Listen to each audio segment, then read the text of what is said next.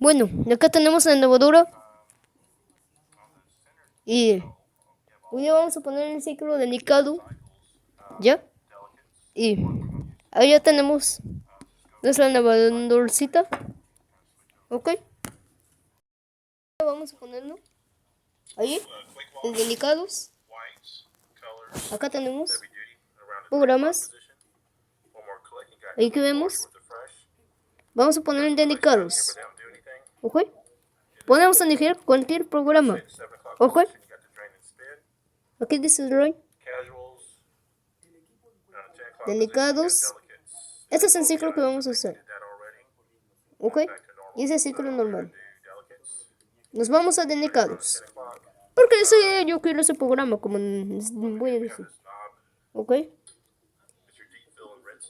Acá le vamos a poner máximo. Acá. Ahí le vamos a poner. Le vamos a colocar la ropa de la lavadora. Ok, que ya está así. Ahorita nos vamos a colocar. Y bueno, déjame buscar. Bueno, ya sé cuál ropa vamos a lavar. Vamos a lavar esta que ya está sucia. Ahí que van a ver. Se ponen aquí. Así. Bueno, es muy bonita la lavadora. Gira. Y vamos a dar el stroke. Vamos a dar el stroke. Esperen. Ya. Y el detergente le ponemos. ¿Ok? Muy bien.